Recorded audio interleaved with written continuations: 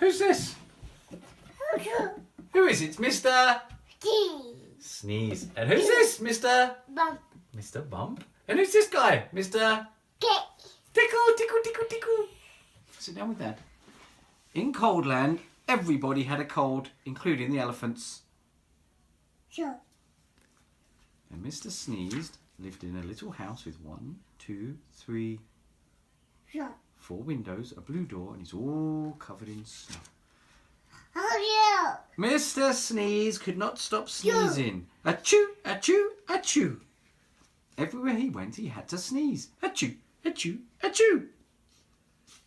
Even on a bright, hot, sunny day, Choo. Mr. Sneeze had to sneeze. Choo. Achoo. One day he met a wise wizard. And the wizard said, "Why do you sneeze on a hot, sunny day like this?" And Mr. Sneeze says, "Sneezing is what I do. I can't help sneezing."